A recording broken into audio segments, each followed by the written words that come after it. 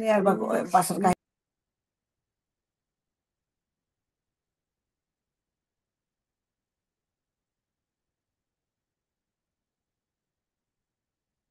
Acute coronary syndrome.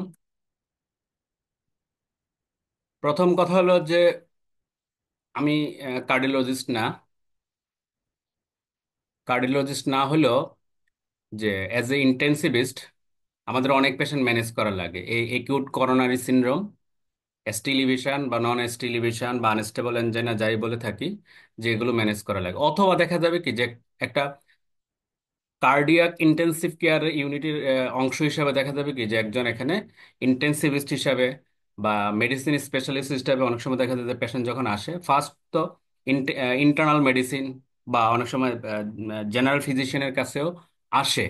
তাহলে সেক্ষেত্রে আসলে এই জিনিসটা মানে টপ টু বটম সবারই জানা উচিত, চিকিৎসাটা জানা উচিত এবং কখন কোথায় রেফার করতে হবে সেটা জানা উচিত।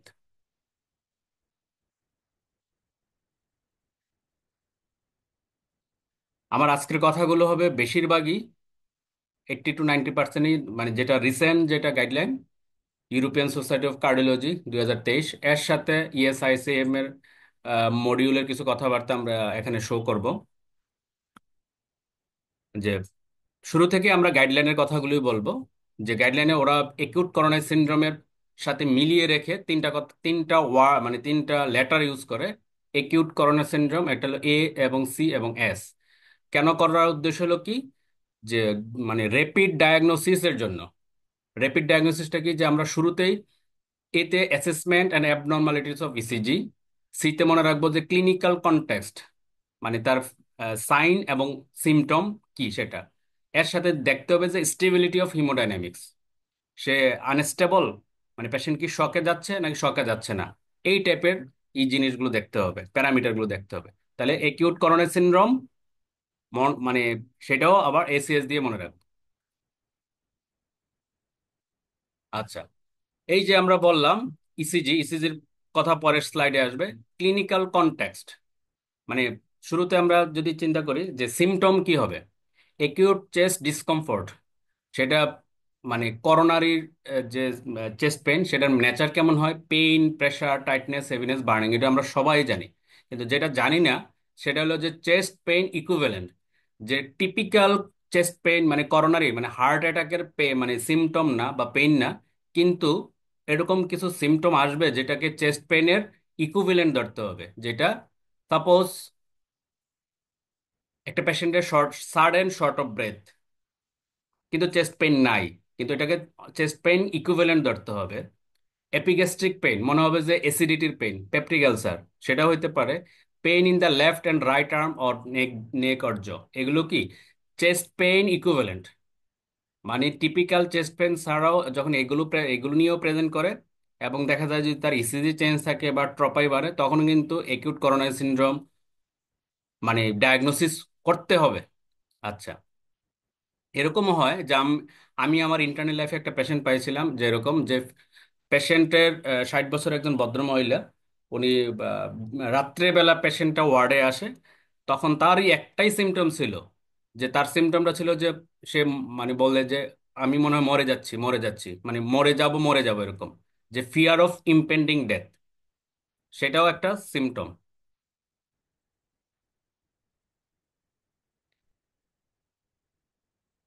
আচ্ছা, এর সাথে আরো কিছু রেড ফ্ল্যাগ সাইন বা সিমটম, সেটা কি, যদি চেস্ট পেইনটা 15 মিনিটের বেশি থাকে তাহলে এটা রেড ফ্ল্যাগ সাইন যে পেশেন্টের আনস্টেবল এনজাইনার দিকে যাচ্ছে। অনেক সময় যদি বলা হয় যে 10 মিনিটের কমে যদি কোনো চেস্ট পেন আসে 10 মিনিটের মধ্যে সেরে যায় বা রেস্ট নিলে সেরে যায়, সেটা কিন্তু আমরা স্টেবল এনজাইনা হিসেবে ধরে থাকি। যদি কোনো কারণে মনে হয় 15 মিনিটের বেশি প্রলং হচ্ছে তাহলে সেটাকে রেড ফ্ল্যাগ সাইন ধরতে হবে। অথবা বারবার চেস্ট পেন আসতেছে 1 ঘন্টার মধ্যে, মানে সারে আবার আসে সারে আবার আসে, সেগুলোও কিন্তু রেড ফ্ল্যাগ সাইন হিসেবে ধরতে হবে।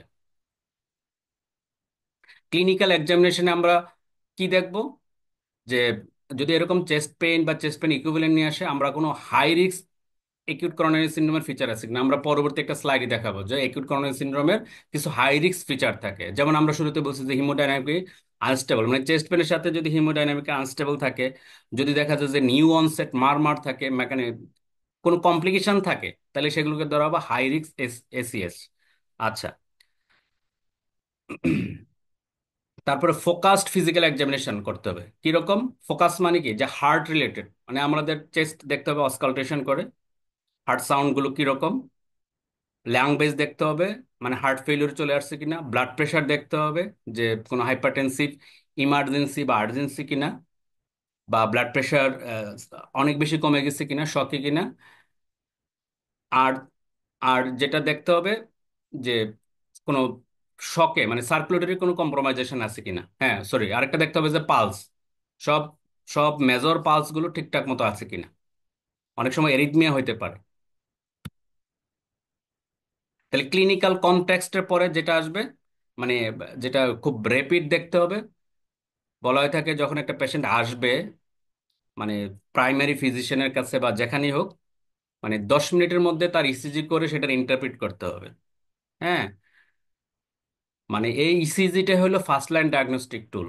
আমরা আহ, গত ক্লাসে মানে যেটা বেসিক ক্লাস ছিল সেখানে আমরা একটা পড়াইছিলাম যে 5G এর একটা অংশ কি, এই ইসিজি।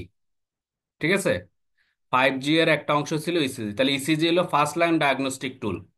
প্রয়োজন অনেক সময় রিপিট করা লাগে, কারণ দেখা যায় যে চেস্ট পেইন চলে আসে আগে, ইসিজি চেঞ্জ আসতে সময় লাগে, তাহলে রিপিট করা লাগবে, রিপিট। ঠিক আছে। আচ্ছা, ইসিজি ফাইন্ডিং গুলো দুই রকমের হইতে পারে। দেখা যাবে যে একটা ক্লিন কাট এস্টিলিভেশন, সেখানে তার কোনো সন্দেহের ব্যাপার নাই।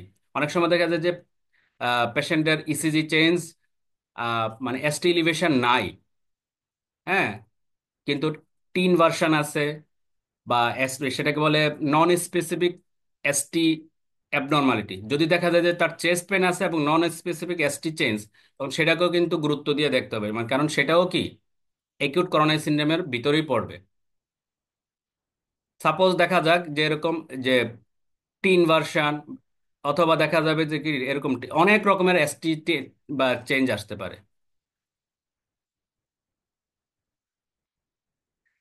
এস্টিলিভেশন হলে আমরা সেটাকে ডিরেক্টলি তো বলে দিব এস্টিলিভেশন এমআই। অনেক সময় দেখা যায় যে ট্রানজিয়েন্ট এস্টিলিভেশন হয়, মানে একটা হইলো পরের সিজে আবার নর্মাল এসে পড়ে, খুব অল্প সময় ছিল, অথবা এসটি ডিপ্রেশন হইতে পারে, অথবা দেখা যাবে যে টিন ভার্সন হইতে পারে। এই সবগুলো হলো কি নন এসটি এসিএস। টার্মটা টার্মটা বোঝার চেষ্টা করেন। যদি এসটি ইলিভেটেড হয়ে যায় এবং এর সাথে দেখা যায় কি যে আমরা যদি কার্ডিয়াক বায়োমার্কার করি সেখানেও যদি পজিটিভ পাই, তাহলে এসটি ইলিভেশন এমআই।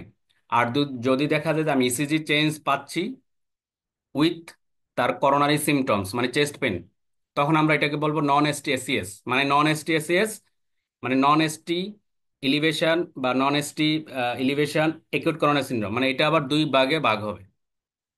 কিরকম,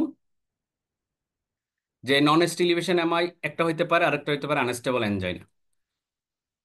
যদি দেখা যায় যে ট্রপোনিন আই রাইজ করছে, অথবা রাইজ করে ফল করছে, মানে মানে ইভলভিং হচ্ছে, চেঞ্জিং হচ্ছে, তখন এটা নন এসটি ইলিভেশন এমআই।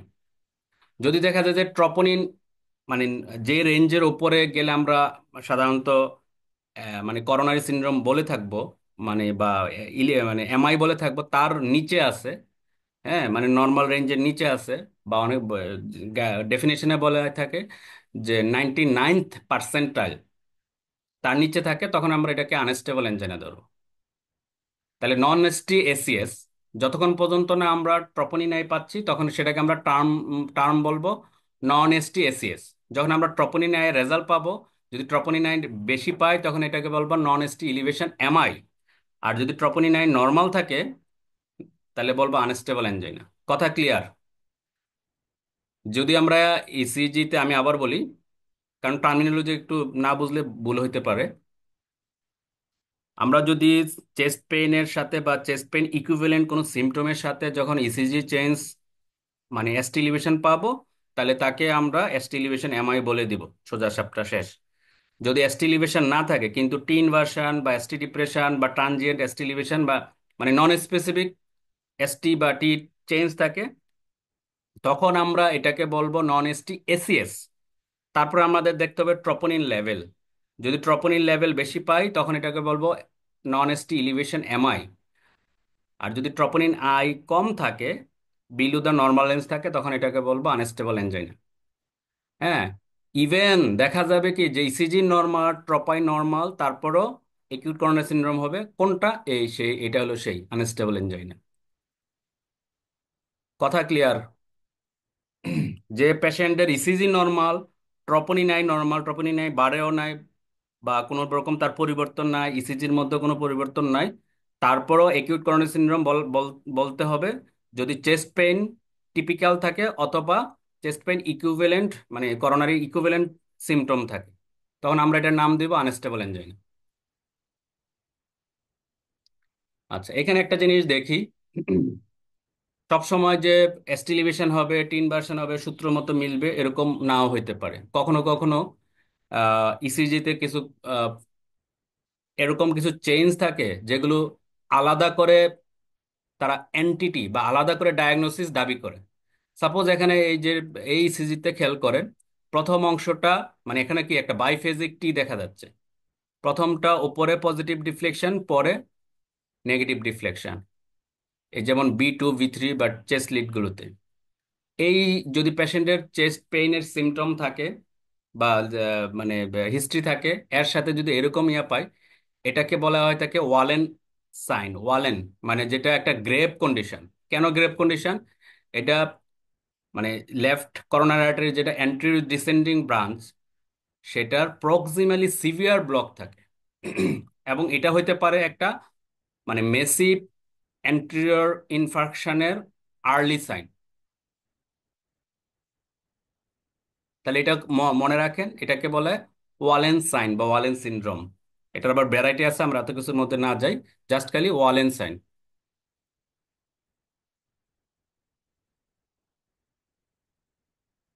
আচ্ছা, ST SCS বা এসটি ইলিভেশন MI, যাদের এসটি ইলিভেশন থাকে আমরা তো জানি এটা চেস্ট লিড গুলোতে যদি 2 মিলিমিটারের বেশি, অথবা লিম লিড গুলোতে যদি 1 মিলিমিটারের বেশি হয়, তাকে আমরা এসটি ইলিভেশন বলবো। এসটি ইলিভেশন মানে কি, এই যে জে পয়েন্ট এটা, আমার কার্সরটা খেয়াল করেন। হ্যাঁ, এটা হলো যে পয়েন্ট, যে পয়েন্ট এই যে বেজলাইন, বেজলাইন থেকে অনেকটুকু উঠে গেছে। যদি এটা আমরা দেখতেছি V1 V2 মানে এটা চেস্ট লিড, চেস্ট লিডের যদি 2 গড়ের বেশি উঠে, তখন আমরা এটাকে এসটি এলিভেশন বলবো। আচ্ছা, এখন যদি দেখা যায় যে একটা লিডে বেশি, সাধারণত যদি একটা লিডে বেশি থাকে সেটাকে সিগনিফিকেন্ট ধরা হয় না। মানে ইসিজি ইন্টারপ্রিটেশনের বড় একটা ব্যাপার হলো করোনারি আর্টারি টেরিটরি ধরে চিন্তা করতে হবে। সাপোজ ওয়ানে থাকলে এভিএল এ দেখতে হবে, টুতে থাকলে থ্রিতে দেখতে হবে, এভিএফ এ দেখতে হবে, এইভাবে এই সূত্র অনুযায়ী দেখতে হবে করোনারি টেরিটরি।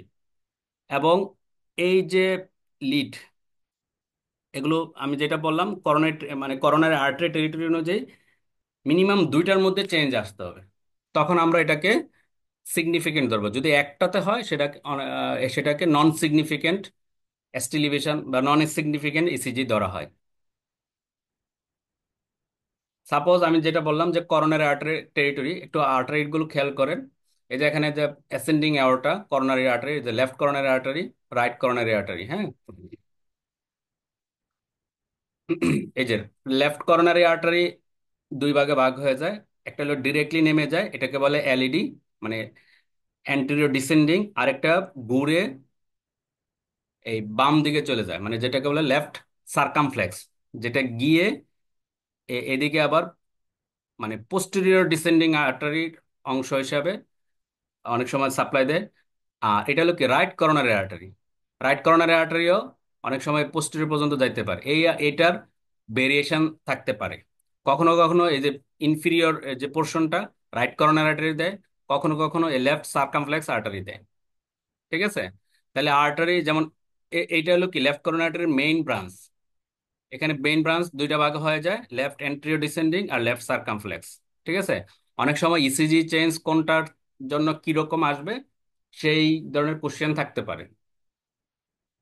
ঠিক আছে? তাহলে আমরা দেখি ইথোভেন্স ট্রায়াঙ্গেল যদি আমরা ইসিজি লিড গুলো বসাই, আমরা এরিথমিয়ার ক্লাসেও দেখাইছিলাম যে এরকম একটা যে রাইট মানে এটা হলো কি এভিআর, এভিএল আর হলো এভিএফ, মানে লিম লিড হিসাবে। হ্যাঁ, আর চেস্ট লিড গুলো আমরা এখানে বসাই 1 থেকে 1 2 3 4 5 6 পর্যন্ত। ঠিক আছে? আচ্ছা, এটা এটা হলো চেস্টের, আর এগুলো লিম লিম লিম লিম্বের জন্য। ঠিক আছে। এখন আমরা যদি এইটা দেখি, এই ছবিটা, এই দুইটা মিলিয়ে যদি দেখা যায় যে মানে এই এই সেপ্টাম বরাবর মানে এলইডির নিচের মানে এলইডির মানে ডিসটাল থেকে এ পর্যন্ত কোনো কারণে মানে ইনফার্ক্ট হয়, তাহলে এটা কোথায় যাবে? সেপ্টাম।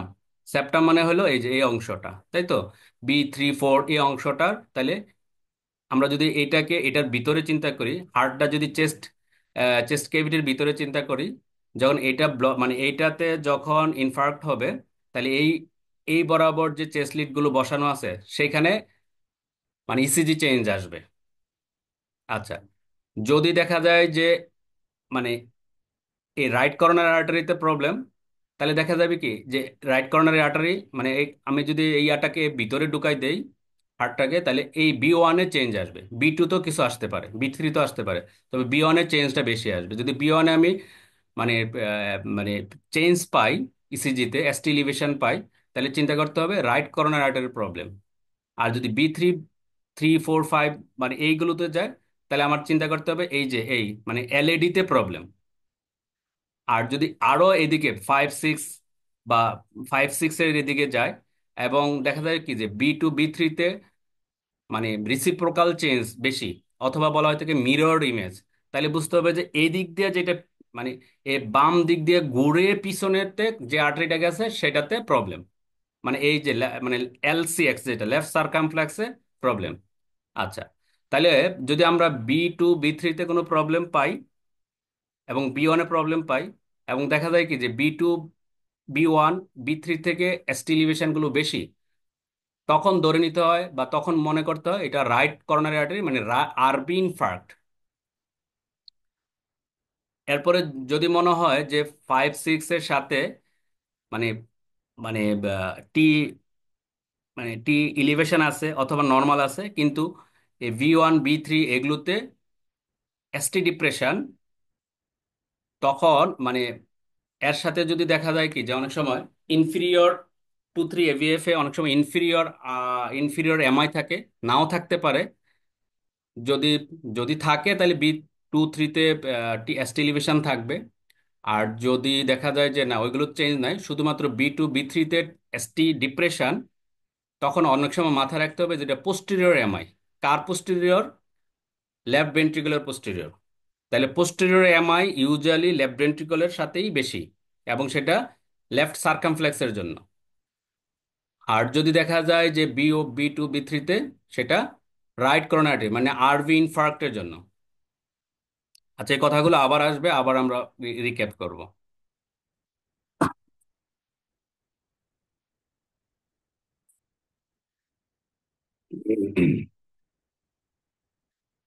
এই সিজিটা দেখেন, যেগুলো যেটা বললাম যে 1, 2, 3 AVL, AVF নর্মাল, B1-এর টি এসটি ডিপ্রেশন B2-তে, 3-তে।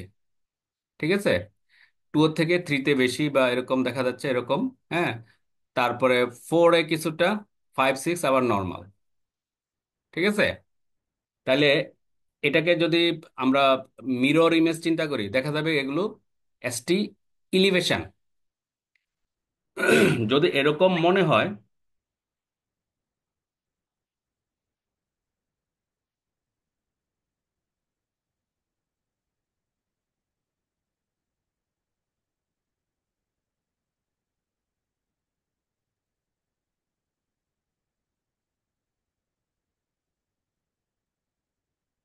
আমার স্লাইড দেখা যাচ্ছে, একটু সমস্যা হচ্ছিল। হ্যালো?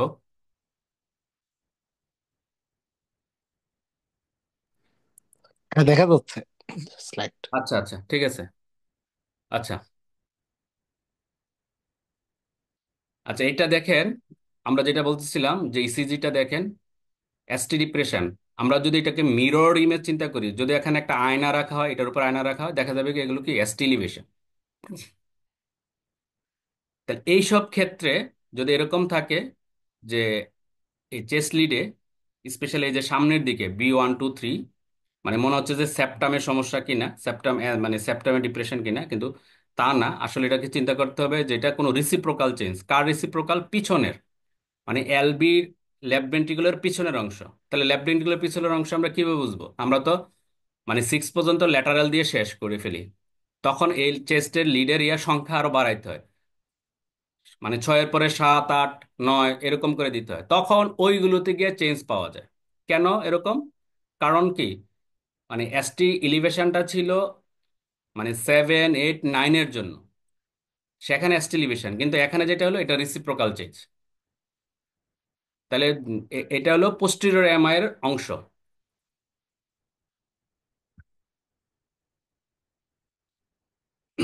এই যে এরপর আমরা যেটা বললাম যে আরবি ইনফার্ক্ট। আরবি ইনফার্ক্ট কি, যদি আমরা এই 2, 3 বা V1 এগুলোতে যদি কোনো কারণে মানে কোনোভাবে আমরা এসটি ইলিভেশন পাই, হ্যাঁ, এবং দেখা যায় যে যে যে লিডগুলো ডাইন পাশে, যেমন B1, B2 থেকে ডান পাশে, B three, B three, B2, B3 থেকে ডান পাশে, মানে যত ডান দিকের লিড সেগুলো যদি এসটি এলিভেশন বেশি থাকে, তখন ধরে নিতে হবে মানে এটা আরবি মানে রাইট ভেন্ট্রিকুলার ইনফার্কশন কিনা। তাহলে কিভাবে বুঝবো? তাহলে আমরা এখানে যেরকম লেফট মানে চেস্ট লিড গুলো বসাইছিলাম, B1, B2, B3, ঠিক সেম ভাবে উল্টাভাবে বসাবো। B1, B2 মানে রাইট রাইট ভেন্ট্রিকুলার 3, RB 4, 5, 6 এরকম। তখন আমরা গ্রস চেঞ্জ পাবো, আরবি ইনফার মানে আরবি আরবি ইনফ্যাক্টর মানে এসটি এলিভেশন পাবো। তাহলে বুঝার উপায় কি, যেটা বললাম যে আমরা এই দিকে লিড বসাইলে আমরা সেটা বুঝতে পারবো।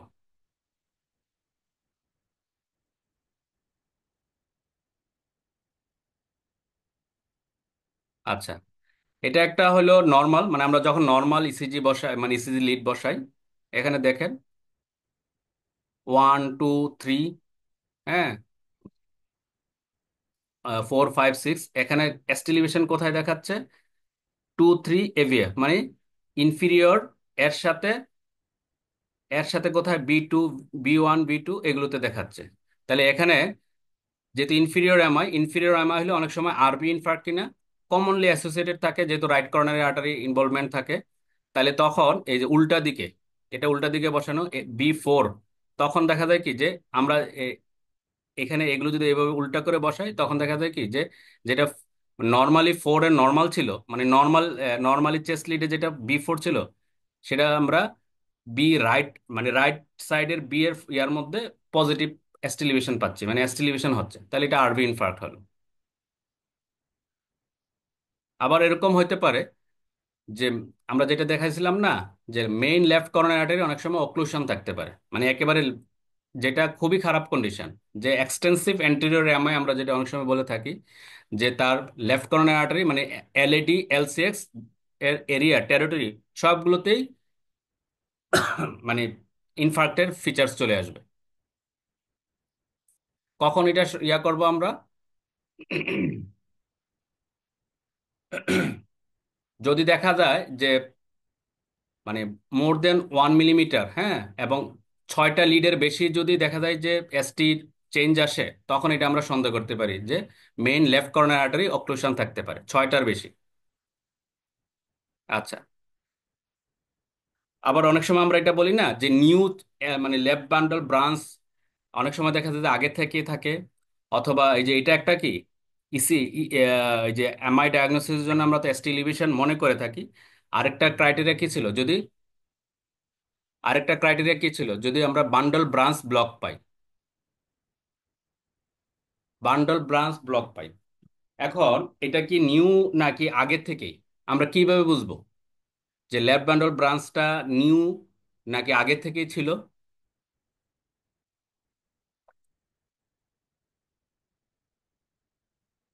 কেউ একজন বলেন তো, লেফট বান্ডল ব্রাঞ্চ ব্লক মানে নিউ না আগে, আমরা কিভাবে জানি বুঝি? শুধু নামটা বললেই হবে, একটা ক্রাইটেরিয়া আছে। গার্বোসা ক্রাইটেরিয়া, মডিফাইড গার্বোসা ক্রাইটেরিয়া। হ্যাঁ।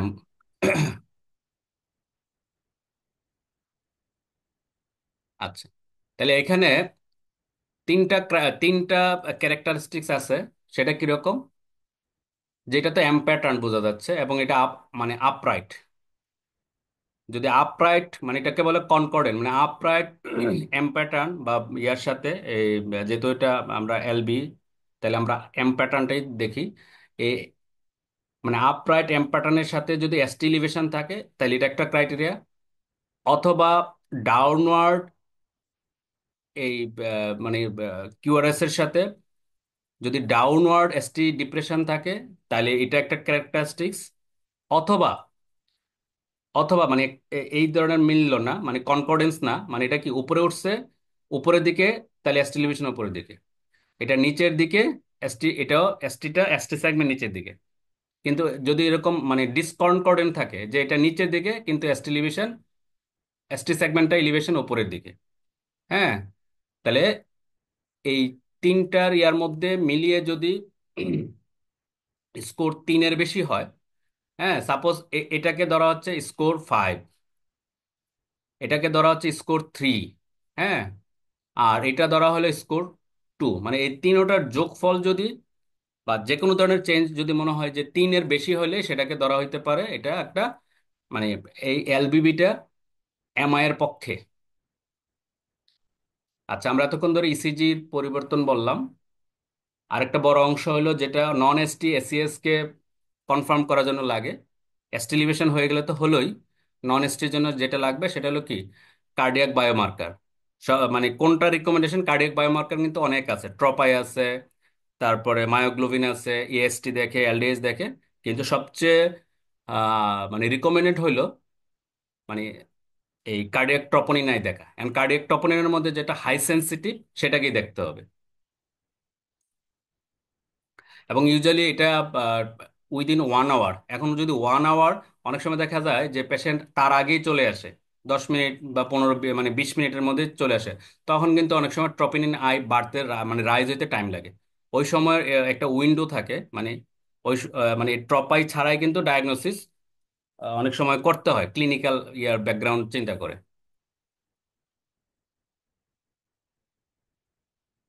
আচ্ছা, এই ট্রপা এর ব্যাপারে একটা হলো কি যে হাই সেন্সিটিভ এর কথাই বলা হয় লস সেন্সিটিভ এর উপরে। অনেক সময় দেখা যায় যে পয়েন্ট অফ কেয়ার টেস্টিং এ মানে জাস্ট খালি স্ট্রিপ দিয়ে বা ইয়াতে মানে উইদিন মিনিটস বা সেকেন্ডস বা এরকম অনেক সময় সেই point of care testing usually সাধারণত মানে লো সেন্সিটিভ থাকে। যদি হাই সেন্সিটিভ অ্যাভেলেবল না থাকে তখন লো সেন্সিটিভ ইউজ করা যেতে পারে, তবে হাই সেন্সিটিভ ইউজের ব্যাপারেই মানে রিকমেন্ডেশন বেশি।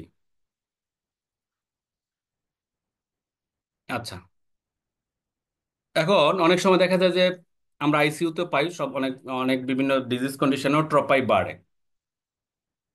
তাহলে সেটার ইয়াটা কি, যত বেশি লেভেল, যত তার নর্মাল রেঞ্জ পার হয়ে যাবে তত মানে পজিটিভ প্রেডিক্টিভ ভ্যালু এমআই এর পক্ষে যাবে। আর যত নিচের দিকে থাকবে তত এমআই এর নেগেটিভ প্রেডিক্টিভ ভ্যালু।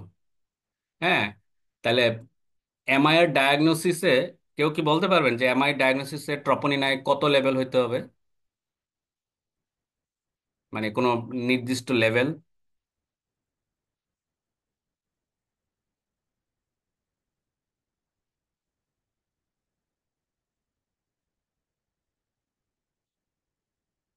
কোনো নির্দিষ্ট লেভেলের কথা নাই, এটা একটা কথা মনে রাখবেন, যে 1.5, 2, 5 এরকম না। হ্যাঁ, লেভেলটা হলো এরকম 99 পার্সেন্টাইলের উপরে। তো অনেক সময় যেই মানে ইয়াতে পরীক্ষা করবে ওরা কিন্তু একটা লিখে দেয়, ওরা ধরে নেয় মানে ওদের একটা নিজস্ব প্যারামিটার সেট করে দেয় যে ওই রেঞ্জ হলো 99 পার্সেন্টাইলের উপরে। ঠিক আছে। আচ্ছা, আমরা ওই যে যেটা বললাম যে এমআই ছাড়াও আরো বিভিন্ন মানে ডিজিজ কন্ডিশনও ট্রপোনিনাই বেড়ে যায়।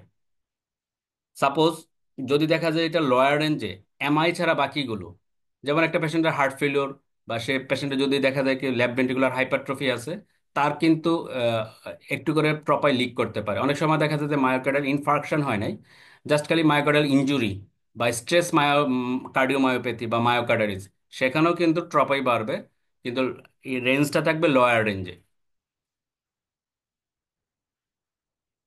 আচ্ছা, এখন যাদের অ্যাস্টিলিভিশন হইলো তারা তো মানে ডায়াগনোসিস হলো এবং মানে ইসিজি চেঞ্জ দেখে তার পিসিআই বা মানে যা করার সেই স্ট্র্যাটেজি সেট আপ হয়ে গেছে। কিন্তু কিন্তু যার নন এসটি এসিএস তখন তার ইয়াটা মানে ম্যানেজমেন্ট প্রোটোকলটা কেমন হবে ডিপেন্ড করে আসে আসলে কোথায়, এ ট্রপোনিনের ওপরে। এবং সেটাকে বলে র্যাপিড ইন এবং র্যাপিড আউট অ্যালগোরিদম। যদি দেখা যায় যে তার ট্রপোনিন আই সিগনিফিকেন্টলি হাই, তখন তাকে মানে একিউট করোনারি সিনড্রোমের পাথওয়ে, মানে তাকে প্রাইমারি পিসিআই বা এই টাইপের ইন্টারভেনশন করা লাগবে কিনা তাকে ওই ইয়াতে ধরা হয়। আর যদি দেখা যায় যে তার ট্রপোনিন আই ভেরি লো, মানে কম, 99%-এরও নিচে, তখন তাকে রুল আউট করা হয় যে তার এটা এই মুহূর্তে এটা একিউট করোনারি সিনড্রোম না। আর মাঝামাঝি থাকলে তখন অবজার্ভ করা হয়। এবার আসি আমরা এতক্ষণ ধরে মানে মেইন ইয়াটা বললাম যে ইসিজি চেঞ্জ ট্রপাই দেখে মানে রিস্ক স্ট্রাটিফিকেশন বা একিউট করোনারি সিনড্রোমকে আমরা কিভাবে স্ট্রাটিফিকেশন করবো। এখন আসি আমরা কিছু বেসিক কথায়, যে হোয়াট ইজ এমআই বা মায়োকার্ডিয়াল ইনফ্রাকশন। বিশাল একটা ডেফিনেশন, এবং এটা হলো ইউনিভার্সাল ডেফিনেশন। হ্যাঁ, মানে এই ডেফিনেশনটাই বর্তমানে গ্রহণযোগ্য এবং সব জায়গায় এটাই চলে। তাইলে আমরা যদি এমআই এর ক্লাসিফিকেশনের মধ্যে অনেকে হয়তো জানেন যে এমআই কিন্তু এখন ক্লাসিফাইড করা হয় যে এমআই টাইপ 1, টাইপ 2, 3, 4, 5। যেটা আমরা এতদিন ধরে পিওরলি এমআই হিসেবে জানি এটা হলো টাইপ 1, যেটা মানে করোনারি ভেসেলস অক্লুশন হয় ডিউ টু অ্যাথারোথ্রম্বোটিক কনসিকুয়েন্স, সেটাই হলো টাইপ 1। টাইপ 2 হলো কি, যে অনেক সময় ডিমান্ড এবং সাপ্লাইয়ে মানে তফাৎ হয়, সেটা হলো টাইপ 2। এবং ইউজুয়ালি আমরা আইসিইউতে বা কোনো একটা স্ট্রেস কন্ডিশনে টাইপ 2টাই বেশি পাওয়া হয়, যে যতটুকু তার অক্সিজেন যাওয়া দরকার মায়োকার্ডিয়ামে, এন্ডোকার্ডিয়ামে বা হার্টে, সেই জিনিসটা যাচ্ছে না। এখানে কিন্তু বেসিক্যালি অনেক সময় দেখা যায় যে করোনারি আর্টারি অ্যানাটমি নর্মালও থাকতে পারে, কিন্তু দেখা যাবে তার একিউট করোনারি সিনড্রোমের মতো ফিচার্স। তাহলে এটা হলো টাইপ 2 এমআই, যেখানে মানে অ্যানাটমি নর্মালও থাকতে পারে। টাইপ 3 হলো যে একটা পেশেন্ট সাডেন কার্ডিয়াক ডেথ হলো, তার ইসিজি ট্রপাই অনেক সময় এগুলো করাই হয় নাই বা করা সম্ভব হয় নাই, কিন্তু দেখা যাবে কি যে পরবর্তীতে স্পেশালি অনেক সময় মানে পোস্টমর্টেম বা অটোপসিতে দেখা যাচ্ছে তার করোনারি আর্টারি ব্লক, তখন এটাকে বলা হয় টাইপ 3, মানে মরে যাওয়ার পরে ডায়াগনোসিস হচ্ছে, সেটা হলো টাইপ 3। টাইপ 4 হলো যদি পিসিআই রিলেটেড, মানে মানে পারকিউনিয়াস করোনারি ইন্টারভেনশন করার সময়, যদি করার সময় বা করার পরে যদি এমআই হয়, তাহলে সেটাকে বলে টাইপ 4। মানে জাস্ট করার সময় হলে টাইপ 4A। অনেক সময় দেখা যায় যে পিসিআই করা হলো 6 মাস 1 বছর পরে সেটা আবার থ্রম্বোসিস হলো, সে সেইগুলো হলো কি টাইপ 4B বা টাইপ 4C, কাছাকাছি যেমন। আর যদি মানে বাইপাস করার সময় যদি এমআই হয়, তাহলে এটাকে বলে টাইপ 5। তাহলে জিনিসটা আচ্ছা ঠিক সিম্পল। আছে। জিনিসটা কিন্তু সিম্পল। টাইপ 1 হলো আমরা যেটা টিপিক্যাল হিসাবে জানি, সেটা টাইপ 1। টাইপ 2 হলো যে অক্সিজেন ডিমান্ড এবং সাপ্লাইয়ে সমস্যা,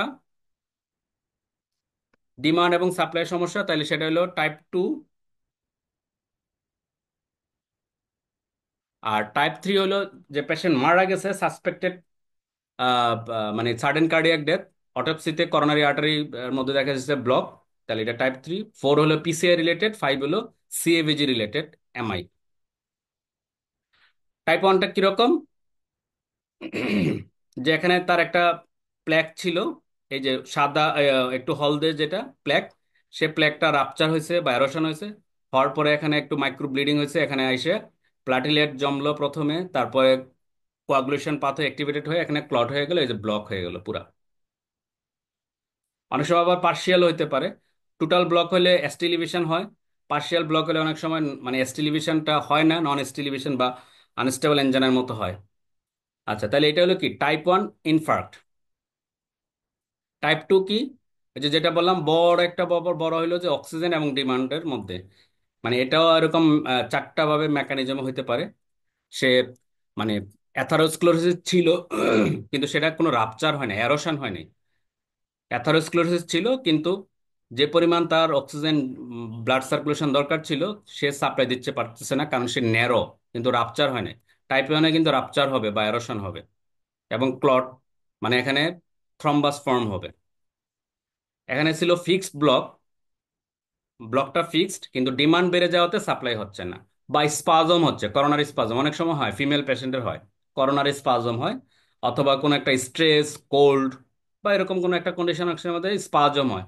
এসব পেশেন্টকে কিন্তু অনেক সময় আহ, এই ভ্যাসোডাইলেটর দিলে বা অ্যানজিওলাইটিক দিলে কিন্তু সেগুলো ঠিক হয়ে যায়। সেটা একটাই হইতে পারে। অনেক সময় দেখা যায় যে মানে অ্যাথারোস্ক্লেরোসিস ছাড়াই করোনারি আর্টারি ডাইসেকশন হয়। মানে আমরা তো অ্যাওর্টিক ডাইসেকশনের কথা জানি, কিন্তু করোনারি আর্টারিও ডাইসেকশন হতে পারে। সে ডাইসেকশন হয়ে লুমেন, ঠিক আছে, লুমেনের নিচে এসে ব্লাড জমে সে মানে ন্যারোড ডাউন করে দিতে পারে। আর যেটা বলছিলাম যে অনেক সময় দেখা যায় কি একেবারে করোনারি অ্যানাটমি নর্মাল, তাও কিন্তু টাইপ 2 এমআই হতে পারে। এইসব ক্ষেত্রে বেশিরভাগই দেখা যায় যে যে প্যাথোফিজিওলজিটার কারণে হইলো সেটাকে ম্যানেজ করলে টাইপ 2 ম্যানেজ হয়ে যায়। মানে টাইপ 1-এ যেরকম অ্যান্টিকোয়াগুলেশন, থ্রম্বোলাইটিক্স বা পিসিআই লাগে, এই টাইপ 2-তে অনেক সময় দেখা যায় যে মানে যে কজ, সে কজটাকে আইডেন্টিফাই করে চিকিৎসা দিলে কিন্তু হয়ে যায়। তাহলে যেটা এখন বললাম যে এমআই ইন আইসিইউ, টাইপ 1-এর সাথে টাইপ 2টা একটা বিশাল অংশ জুড়ে থাকে। আর একটা হলো কি যে সেপসিস রিলেটেড এমআই, এবং দেখা যায় যে সেপসিস রিকভারি করলে এমআইও রিকভারি হয়ে যায়। আচ্ছা, এটা এডিক মডিউলের কথা। মানে একই কথা আমি অলরেডি বলে ফেলছি। যদি টোটাল অক্লুশন হয়, স্টিলিভিশন হয়, যদি পার্শিয়াল থ্রম্বাস হয়, তখন দেখা যায় যে নন স্টিলিভিশন এমআই এর ফিচার আছে। আবার দেখা যায় যে যেটা বললাম যে টাইপ 2, যে এখানে যেটা ফিক্সড ব্লক, তারপরে স্পাজম, করোনারি আর্টারি ন্যারো হয়েছে যেহেতু করোনারি ইর জন্য, ডাইসেকশনের জন্য, অথবা সেকেন্ড মানে কোনো একটা কারণে স্পাজম হচ্ছে, এমনি কোনো কোনো ইয়া নেই। হ্যাঁ, অথবা দেখা যায় পেশেন্ট হাইপোটেনশন, এনিমিয়া, বা তার ডিমান্ড বেশি যেমন হাইপারথাইরয়েডিজম, এসব কারণে যদি পেশেন্টের ডিমান্ড এবং সাপ্লাই মানে ইমব্যালেন্স হয়, তখনও ইসকেমিক চেঞ্জ বা ইসকেমিক চেস্ট পেনের সিমটম আসতে পারে। এই সবগুলো হলো মানে টাইপ 2 এমআই এর অংশ। আচ্ছা, আমরা সেই একটু বেসিকের ইয়া দেখি যে কিভাবে অ্যাথারোস্ক্লেরোসিস গুলো হয়। মানে রবিন্স প্যাথোলজিতে একটা কথা ছিল, একজন মানুষ যখন 10 বছর বা 10 বছর বয়স, তখন থেকে কিন্তু তার অ্যাথারোস্ক্লেরোসিস প্রসেস শুরু হয়। হ্যাঁ, যে এলডিএল গুলো প্রথমে সে মনোসাইট টেনে নেয়, মনোসাইট গুলো ম্যাক্রোফেজ হয়, এবং আলটিমেটলি একটা বিশাল রিপিট রিচ, হ্যাঁ, মানে মাস ইফেক্ট তৈরি করে। হ্যাঁ, বা নেক্রোটিক কোট, সে কিন্তু এই যে নর্মালি যে এন্ডোথেলিয়াম সেটাকে কিন্তু সে নিচে জমে জমে এরকম ভাবে ফুলিয়ে দিল, ব্লক করে দেওয়ার মতো হইলো। ঠিক আছে। তাহলে আলটিমেটলি অনেক সময় এটা যদি এই যে এন্ডোথেলিয়াম যদি রাপচার হয়, যদি এরকম রাপচার বা ফিশার হয়, না ডিসকানেক্ট হয়ে গেছে। তাহলে এখানে কোয়াগুলেশন even সিস্টেম চালু হয় repeat এবং প্ল্যাক ফরমেশন হয়। short টোটাল ব্লক হলে তো মানে স্টিলিভেশন এমআই হবে, আর যদি টোটাল ব্লক না হয় নন স্টিলিভেশন হবে। যদি দেখা যায় যে এরকম কোনো রাপচার বা প্ল্যাক নাই, এটা তো যদি রাপচার এবং প্ল্যাক হয় তখন কোয়াগুলেশন সিস্টেম অ্যাক্টিভেশন হয়। আর যদি রাপচার না হয়ে অনেক সময় দেখা যায় মানে এমনি difficulty কোনো elements প্ল্যাটলেট handle জমতে পারে। segments ঠিক আছে ফ্রিকশন হেক্সিগ্রাফ সো রানিং ওয়াটার ড্রায়ার একটু মিউট অথবা করেন, কি আনমিউট আছেন? টিস্যু ঠিক আছে এলিমেন্টস ওয়েট হ্যান্ড আচ্ছা, তাহলে এইটা এই স্লাইডটা দেখানোর উদ্দেশ্য হলো কি যে অনেক সময় থ্রম্বাস হয়, এটা যেমন এটা রেড মানে কোয়াগুলেশন সিস্টেম জমছে, এটাকে বলে রেড থ্রম্বাস। ক্লটিং সিস্টেম ছাড়াও অনেক সময় থ্রম্বাস হইতে পারে, যেটাকে বলে হোয়াইট থ্রম্বাস। হ্যাঁ, যেটা এমনি নর্মাল কোন একটা ইনফ্লামেশন হোক, বা সেটা নিউট্রিফিল দিয়ে অথবা শুধুমাত্র প্লাটিলেট দিয়েও হতে পারে। আচ্ছা, যদি হোয়াইট থ্রম্বাস হয় মানে এখানে তো কোয়াগুলেশন সিস্টেম নাই, তাহলে সেক্ষেত্রে দেখা যাবে কি যে অ্যান্টিকোয়াগুলেশন বা থ্রম্বোলাইটিক দিয়ে লাভ হয় না বা দরকার নেই। যদি সে কোয়াগুলেশন সিস্টেম অ্যাক্টিভেটেড হয় এবং মানে রেড থ্রম্বাস হয়, রেড থ্রম্বাস চিন্তা করা হয়, তখন কিন্তু মানে সেই থ্রম্বোলাইটিক মানে স্ট্রেপ্টোকাইনেস বা হ্যাপারিন এগুলো দেওয়া লাগে।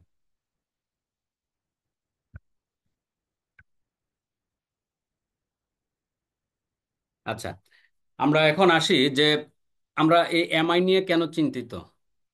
কারণ পেশেন্ট যখন এমআই নিয়ে আসে তখন তার কনসিকুয়েন্স গুলো খুবই খারাপ, যে কারণে আমরা খুবই কনসার্ন।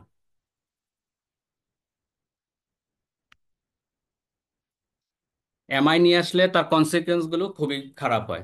কারণ পেশেন্ট মারা যায় কমপ্লিকেশনের জন্য, এমআই রিলেটেড কমপ্লিকেশনের জন্য। কি রকম হয় আমরা যদি সেই প্যাথোফিজিওলজির কথা মনে করি, প্যাথোলজির কথা, যে একটা ইস্কিমিয়া হলে আলটিমেটলি এটা নেক্রোসিস হয়। নেক্রোসিসের মাত্রা বেশি হলে সেটা রাপচার, মানে ব্রেকডাউন হয়ে যায়, রাপচার হয়ে যায়। যদি মানে ভেন্ট্রিকুলার ওয়াল রাপচার হয়, অনেক সময় সেপ্টাম রাপচার হয়, হয়ে কি হয়, মেকানিক্যাল প্রবলেম শুরু করে। পেশেন্ট যতটুকু যে শক্তিতে সে পাম্প করার কথা সেটা পারে না, তাহলে আলটিমেটলি কার্ডিওজেনিক শকও যেতে পারে। অথবা দেখা যায় যে মানে নেক্রোসিস হয়ে মানে একটু টাইম পাইলে তখন সেটা ফাইব্রোসিস হয়। একটা জায়গায় ফাইব্রোসিস হবে, মানে একটা জায়গা শক্ত হয়ে যায়, আরেকটা জায়গা হয় না। যে জায়গাটা ফাইব্রোসিস হয় সে ভালোভাবে কন্ট্রাক্ট করতে পারে না, রিমডেলিং হওয়া শুরু করে। হ্যাঁ, এই যে রিমডেলিং হইলে একটা জায়গা চিকন আরেকটা জায়গা মোটা, মানে ভেন্ট্রিকুলার ওয়ালে, তখন অনেক সময় দেখা যায় কি যে মানে এখানে অনেক সময় মেকানিক্যাল প্রবলেম হয়, এরিথমিয়া হয়। তাহলে এই সব কিছু মিলিয়ে পেশেন্ট একটা কার্ডিওজেনিক শকে যায়, অথবা এরিথমিয়া ডেভেলপ করে এবং পেশেন্ট এই কারণেই মারা যায়। তাহলে সেই কথাগুলো একই। আরেকটা হলো হ্যাঁ, আমরা যদি আবার এভাবে বলি যে এমআই এর পরে অনেক সময় সিস্টোলিক ডিসফাংশন হয়, আরেকটা হলো কি ডায়াস্টোলিক ডিসফাংশন হয়। ডায়াস্টোলিক ডিসফাংশন হলে কি হয়, যে ব্যাকফ্লো হয়ে ব্লাডটা কোথায় যাবে, লেফট এট্রিয়ামে, লেফট এট্রিয়াম থেকে লাংসে, ultimately pulmonary oedema, hypoxia, hypoxia হলে ইস্কিমিয়া আরো বাড়ে, ইস্কিমিয়া হলে কার্ডিয়াক যে মানে পারফরমেন্স সেটা আরো কমে যায়। হ্যাঁ, মানে এগুলো কি, মানে স্পাইরাল অফ ভিসিয়াস সাইকেল, মানে এই ভিসিয়াস সাইকেল চলতেই থাকে। যদি লেফট ভেন্ট্রিকুলার ডিসফাংশন হয় তাহলে হার্ট কন্ট্রাক্ট করতে পারে না, স্ট্রোক ভলিউম মানে ঠিক মতো বের হয় না, প্রেশার মেনটেন হয় না, হাইপোটেনশন হয়, করোনারি হাইপোপারফিউশন হয়। আলটিমেটলি করোনারি হাইপোপারফিউশন হলে মানে মায়োকার্ডিয়াম আরো বেশি ইনজুরি হয়। এইভাবে চলতে থাকে, এই স্পাইরাল ঘুরতে ঘুরতে একসময় আলটিমেটলি কোথায় গিয়ে শেষ হয়, যে যেটা আলটিমেট খারাপ অবস্থা, ডেথ। তাহলে কার্ডিওজেনিকের আমরা যদি মানে প্যাথোফিজিওলজিটা তিনটা করি, মেইন বড় প্যাথোফিজিওলজি হলো তিন রকমের। একটা হলো কি যে ইস্কিমিক নেক্রোসিস হয়ে, হ্যাঁ এখানে একটা কথা আছে, ইউজুয়ালি 40%-এর বেশি যদি নেক্রোসিস হয় তাহলে পেশেন্ট এলভি ফেলিওর হয়ে যায়। 40%-এর যদি নিচে থাকে, মানে হার্ট চেষ্টা করে সেটাকে মানে মেনটেন করার জন্য। মানে এই কথাটা মনে রাখেন, হ্যাঁ, 40%-এর বেশি যদি হার্টের মাসল ইনজুর্ড হয় তাহলে এলভি ফেলিওরে যায়। আরেকটা বলছিলাম যে মেকানিক্যাল ফেলিওর, মানে ভেন্ট্রিকুলার সেপ্টাল রাপচার হয়। আমি আমার প্র্যাকটিস লাইফে একটা পেশেন্ট পাইছিলাম এরকম, ভেন্ট্রিকুলার সেপ্টাল রাপচার। অনেক সময় ফ্রি ওয়াল রাপচার হয়, এন্টেরিয়র ওয়াল রাপচার হতে পারে।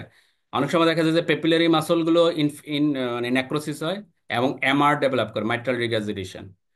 এই সব কিছু মিলিয়ে মেকানিক্যাল প্রবলেম হয়।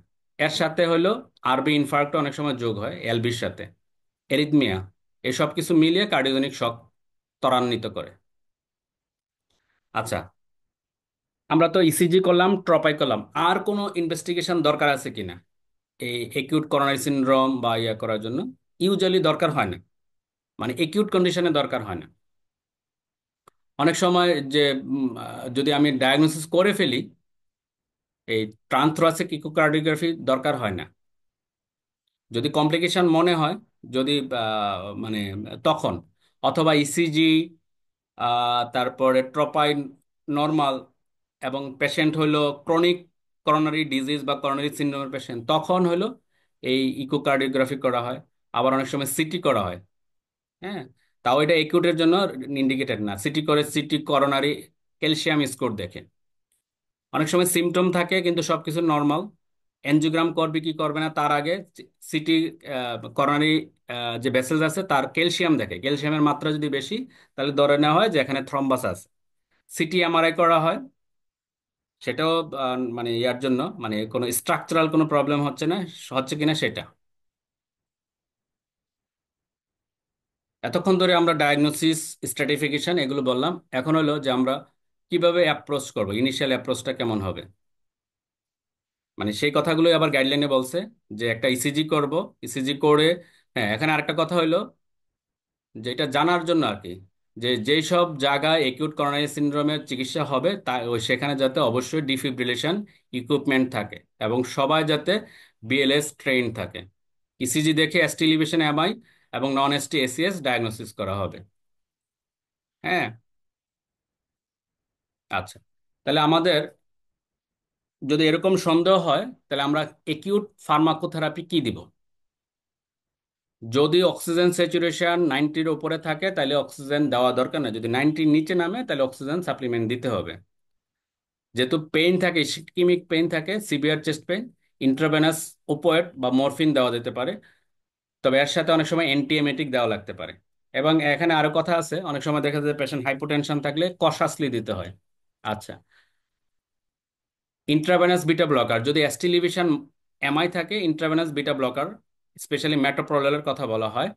আর যদি এসটি লিভিশন না থাকে, মানে নন এসটি এসিএস হয়, মানে সেক্ষেত্রে ইন্ট্রাভেনাস বিটা ব্লকার দেওয়ার ব্যাপারে এখনো রিকমেন্ডেশন আসে নাই। এটা plus minus, not not has not been tested, মানে এখনো ওরা ওরকম কথা বলতে পারছে না দেওয়া উচিত কি উচিত না। তাহলে আমাদের অক্সিজেন 90-র নিচে নামলে ইন্ট্রাভেনাস, যদি পেইনের জন্য আমরা দেই মরফিন দিব, এবং ইন্ট্রাভেনাস দিব, আইএম না ইন্ট্রাভেনাস দিব। আইভি বিটা ব্লকার যদি এসটি লিভিশন এমআই চিন্তা করি। নাইট্রেটের কথা ব্যাপারে খুবই ইম্পর্টেন্ট কথা, এই স্লাইডটা একটু দেখেন। হ্যাঁ, মানে নাইট্রেট ইউজুয়ালি ইসকেমিক, মানে আমরা তো নাইট্রেট ইউজ করি কখন? ক্রনিক করোনারি সিনড্রোম বা ক্রনিক করোনারি ডিজিজ চিন্তা করলে। হ্যাঁ, যদি পেশেন্টের মানে নাইট্রেটের ইয়াটা হলো কি যে অনেক সময় মাস্কিং ইফেক্ট তৈরি করে, এই জন্য অনেক সময় নাইট্রেট ইউজ ইউজ করার ব্যাপারে মানে কন্ট্রোভার্সির কথা আছে। অনেক সময় দেখা যায় যে নাইট্রেট ইউজ করলো, চেস্ট পেন চলে গেল, পেশেন্ট মানে মানে যেটা, যে পেশেন্টকে মানে প্রাইমারি কেয়ার সেন্টার থেকে টারশিয়ারি কেয়ারে পাঠানোর কথা, নাইট্রেট দিয়ে চেস্ট পেন বন্ধ হয়ে গেলো, রুগী বাসায় চলে গেল। এটা কিন্তু খারাপ। তো এই কারণে বলা হয়েছে যে যদি পেশেন্টের ইসিজি চেঞ্জ থাকে, নাইট্রেট দিল, ইসিজি চেঞ্জ যদি আবার নর্মাল হয়, তাহলে তখন এটাকে ধরা হবে করোনারি স্পাজম। হ্যাঁ, সেখানে এমআই হইতে পারে, না হইতে পারে। আচ্ছা, কিন্তু নাইট্রেট দিয়ে, যে আমরা অনেক সময় মনে করি যে নাইট্রেট দিলে সেরে গেল, মানে এই ধরনের ইয়াটা ডায়াগনস্টিক ম্যানুভার ইউজ করার ব্যাপারে নিষেধ করা হচ্ছে। আরো কিছু কশাস কি, যে অনেক সময় নাইট্রেট তো হাইপোটেনশন করে। যদি পেশেন্টের মানে হাইপোটেনশন থাকে বা হার্ট ফেলিউর থাকে অথবা আরবি ইনফার্ক্ট থাকে, এইসব ক্ষেত্রে নাইট্রেট ইউজ করতে, আরবি ইনফার্ক্ট থাকলে অনেক সময় এমনি হাইপোটেনশন থাকে, সেখানে আবার ফ্লুইড দিতে হয় উল্টা। তাহলে এইসব ক্ষেত্রে নাইট্রেট ইউজ করার ব্যাপারে নিষেধ আছে। আরেকটা হলো অনেক সময় phosphodiesterase 5 inhibitor, specially male patient হলে নিতে হবে, যে ওরা সিলডেনাফিল বা টাডাফিল, বায়োগ্রা এই জাতীয় ওষুধ মানে নিচ্ছে কিনা গত 24 ঘন্টা বা 48 ঘন্টায়, তখন এই নাইট্রেট দেওয়া যাবে না।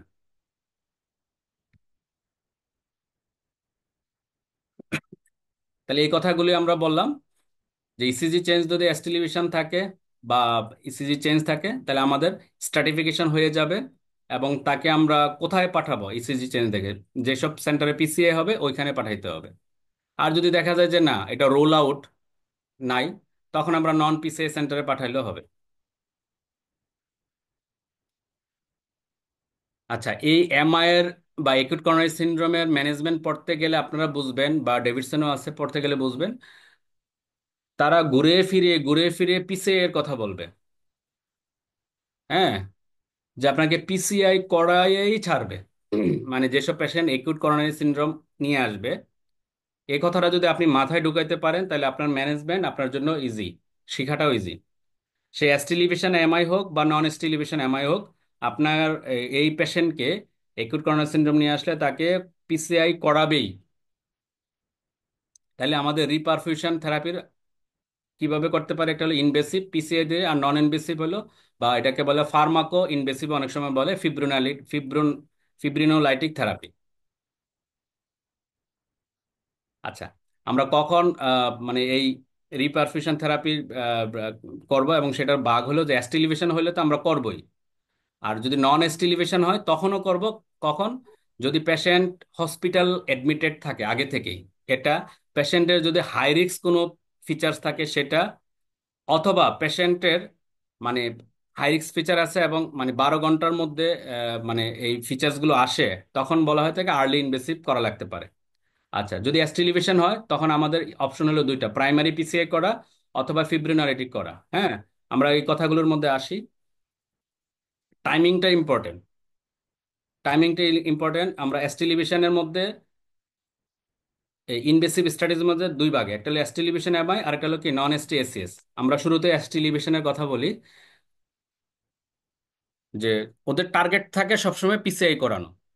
যদি পেশেন্ট ইসিজি চেঞ্জ থাকে অ্যাস্টিলিভেশন, এবং সে যদি মানে 2 ঘন্টা 120 মিনিট 120 মিনিট, মনে রাখবেন 2 ঘন্টা, কারণ এইগুলো গোল্ডেন টাইম বলা হয়। যেমন ইসকেমিক স্ট্রোকের ক্ষেত্রে 4.5 ঘন্টা, আর অ্যাস্টিলিভেশনের ক্ষেত্রে 2 ঘন্টা। যদি 2 ঘন্টার মধ্যে আসতে পারে তাহলে প্রাইমারি পিসিআই করতে হবে।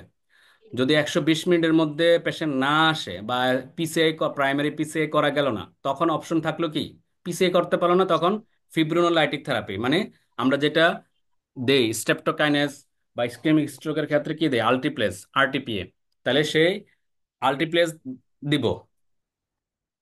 দিয়ে খেয়াল রাখতে হবে যে এই স্টেপটোকাইনেস দিয়ে সাকসেস হইলো না ফেল হইলো।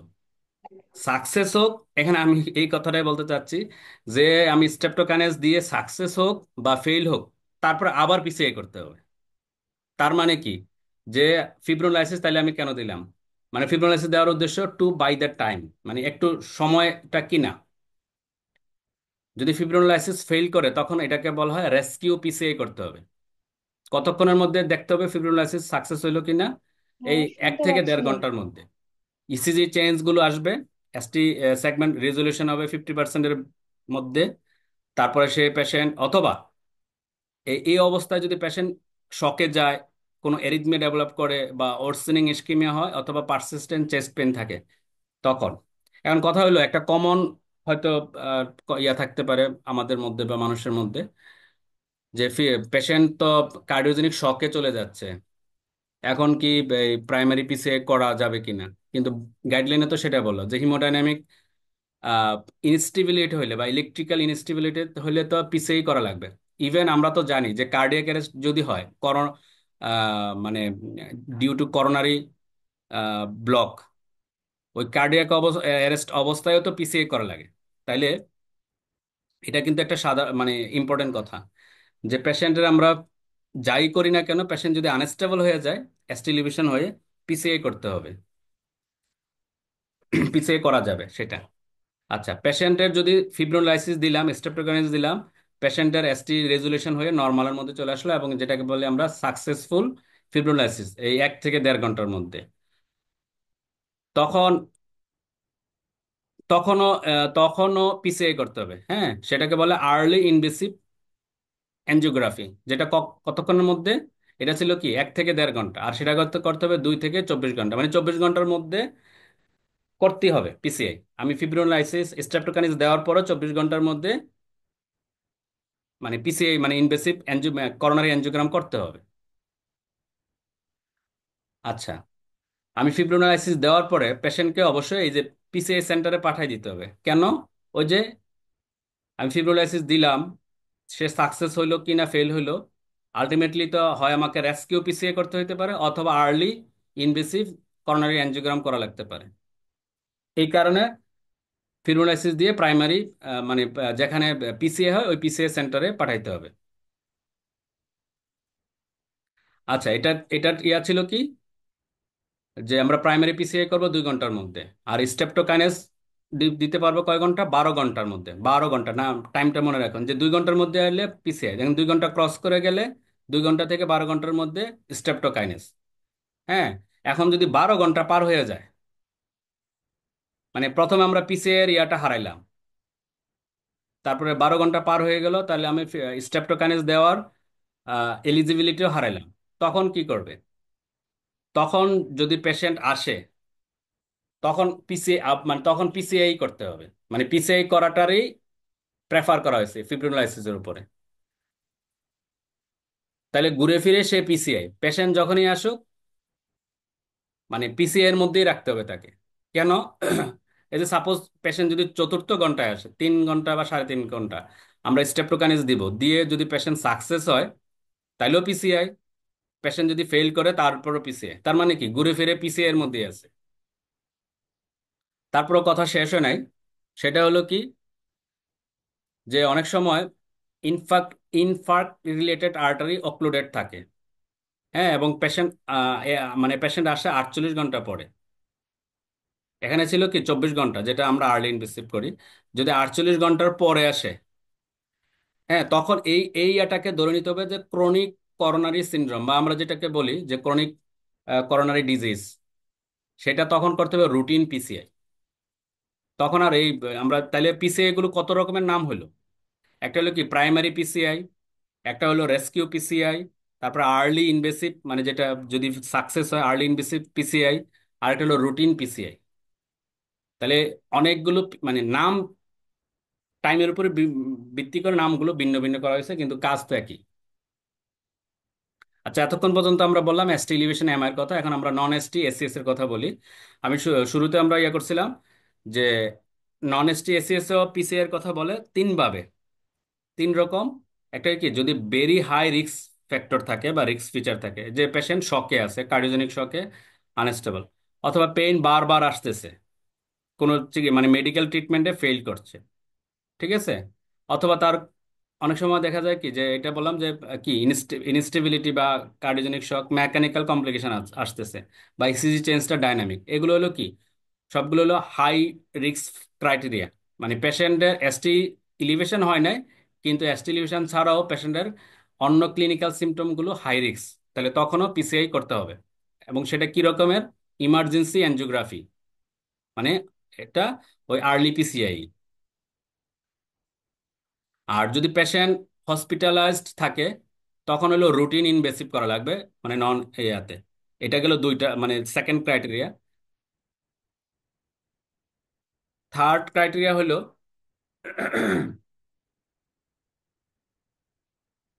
আমরা এটাতে দেখি তাহলে সুবিধা হবে। আমরা আবার একটু মানে ইয়ার মধ্যে দেখি, গ্রাফে দেখি, বোঝার সুবিধার জন্য। আমরা ভেরি হাই রিস্ক ফ্যাক্টর বলছিলাম, যে ভেরি হাই রিস্ক যদি হয় তাহলে আর্লি, মানে ইমার্জেন্সি পিছিয়ে করতে হবে, হ্যাঁ, যেটা ক্লাস 1 রেকমেন্ডেশন। মানে ভেরি হাই নাই, কিন্তু হাই রিস্ক ফ্যাক্টর আছে, যেগুলো কি, যে এস্টিলিভিশন নন এস্টিলিভিশন ইসিজি চেঞ্জ আছে, কিন্তু ওই যে বিভিন্ন স্কোরিং সিস্টেম আছে, সেগুলোতে এই ফ্যাক্টরগুলো থাকলে, যেমন এসটি চেঞ্জগুলো ডাইনামিক বা ট্রানজিয়েন্ট, হ্যাঁ, সেটাকে ধরা হবে হাই রিস্ক। আর ভেরি হাই রিস্ক হলো একেবারে খারাপ, আর তার শকে আছে, এরিথমিয়া হচ্ছে বারবার, মানে পেশেন্টের এই মেকানিক্যাল, কি বলে এটাকে, মেকানিক্যাল কমপ্লিকেশন ডেভেলপ করছে, তখন এটাকে পিসিআই করা লাগবে। আর যদি হাই রিস্ক থাকে, যে এত খারাপ না কিন্তু মাঝামাঝি খারাপ, তখনও করা লাগবে। আচ্ছা, যদি দেখা যায় যে না, ভেরি হাই রিস্কও নাই, হাই রিস্কের মধ্যেও নাই, বা পেশেন্ট ইনপেশেন্টও না, মানে পেশেন্ট এডমিটেডও না, তখন অনেক সময় সিলেক্টিভ ইতে যেতে হয়, মানে এটা অনেকটা রুটিনের মতো। তাহলে তিনভাবে নন এসটির ক্ষেত্রে পিসিআই এর কথা বলা হয়, বা করোনারি অ্যানজিওগ্রামের কথা। মানে ঘুরে ফিরে যে কথাটা আমি বারবার বললাম, এসটি এলিভেশন হোক নন এসটি এলিভেশন হোক, ঘুরে ফিরে পিসিআই এর মধ্যেই থাকতে হবে। আচ্ছা, এবার আসি আমরা এই যে ফার্মাকো ইনভেসিভ, যেটা ফিব্রিনোলাইটিক, মানে আল্টিপ্লেস, রেটিপ্লেস বা স্ট্রেপ্টোকাইনেস, যে কোনো একটা ইউজ করা যেতে পারে। পেশেন্টের যদি দেখা যায় যে আমরা পিসিআই করতে না পারি, স্ট্রেপ্টোকাইনেস মানে 10 মিনিটের মধ্যে দিতে বলা হয়, দিয়ে আমাদের দেখতে হবে ইসিজি চেঞ্জ কেমন। হ্যাঁ, কি কি অপশন আছে? স্ট্রেপ্টোকাইনেস, আল্টিপ্লেস। স্ট্রেপ্টোকাইনেস যদি দেওয়া হয় তাহলে মানে একেবারে পুরাটা 1.5 মিলিয়ন দিতে হবে। এবং সমস্যা হলো যদি আগে স্ট্রেপ্টোকাইনেস পেয়ে থাকে, তাহলে অনেক সময় দেখা যায় যে এটা রিয়াকশন হয়, দেওয়া যায় না বা ফেইল করে, অ্যান্টিবডি তৈরি হয়ে যায়। আল্টিপ্লেস দেওয়া যায়, আমরা ইসকেমিক স্ট্রো আরটিপি দেই, এখানেও আরটিপি দেওয়া হয়। তবে ইসকেমিক স্ট্রোকের ডোজের চেয়ে এখানে ডোজটা একটু কম। ওখানে যেরকম মানে হাইস্ট ডোজ 90 পর্যন্ত দেওয়া হয়, তবে বডি ওয়েট অনুযায়ী এখানেও সেম, তবে এখানে হাইস্ট হইলো 50। আর এখানে অবশ্য বোলাসটা বেশি দেওয়া হয়। ইসকেমিক স্ট্রোকে বোলাস দেওয়া হয় 10 মিলিগ্রাম, মানে 90 হলে দেখা যাবে মানে 10 মিলিগ্রাম দেওয়া হয়, এখানে 15 মিলিগ্রাম। তাহলে ওভারঅল ইসকেমিক স্ট্রোকের থেকে এই করোনারিয়াতে একটু ডোজ কম লাগে, এটা মনে রাখলে হবে। আচ্ছা, লাস্ট একটা কথা বলি, যে অনেক সময় স্টেপটোয়াইনাস একবার দেওয়ার পরে দ্বিতীয় দফায় দিব কিনা। গাইডলাইনে বলছে যে মানে readministration of fibrolysis is not beneficial and is discouraged. Fibrolysis যদি ফেল করে, তাহলে যাইতে হবে রেস্কিউ পিসিআই এ।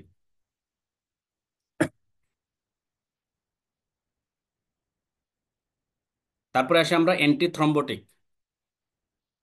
অ্যান্টিথ্রম্বোটিক হলো যেগুলো অ্যাসপিরিন, ক্লোপিডোগ্রিল আমরা তো ইউজ করি। পেশেন্ট যদি মানে এসটি লিভিশন নিয়ে আসে, আমরা ওই যে মানে এটাও কিন্তু একিউট ট্রিটমেন্ট, যদিও গাইডলাইনে একটু মানে বেশি ইম্পর্টেন্ট থেকে লেস ইম্পর্টেন্টের দিকে আসছে, মানে লেস ইম্পর্টেন্ট মানে যেগুলো ইনভেসিভ, মানে যেগুলো ইয়া বেশি সেগুলোর কথা বলছে। কিন্তু এটা কিন্তু এই যে অ্যান্টিথ্রম্বোটিক কিন্তু পেশেন্টের যখন ইসিজি চেঞ্জ আসবে বা সিমটম আসবে তখনই লোডিং ডোজ দিতে হয়। মানে অক্সিজেন থেরাপি বললাম, বিটা ব্লকার বললাম, মরফিন বললাম, নাইট্রেটের কথা প্লাস মাইনাস, তখনই কিন্তু এই যে ইকোস্প্রিন এবং ক্লোপিডোগ্রিলের লোডিং ডোজ দেওয়া হয়। এখন কথা হলো ইকোস্প্রিন সবার ক্ষেত্রে দিতে হবে। ক্লোপিডোগ্রিলের ব্যাপারে মানে ইয়াটা হলো যদি নন এসটি এলিভেশন মানে পেশেন্টের যদি এসটি এলিভেশন না থাকে, পেশেন্টের যদি এসটি এলিভেশন না থাকে তখন এটার ব্যাপারে একটু কন্ট্রোভার্সি আছে। হ্যাঁ। কিন্তু পেশেন্ট যদি মনে হয় যে নন এসটি এলিভেশন এমআই হোক, কিন্তু সে মানে ইমার্জেন্সি পিসিআই করবে, তখন পিসিআই এর আগে দিয়ে লোডিং ডোজ দিতে বলা হয়।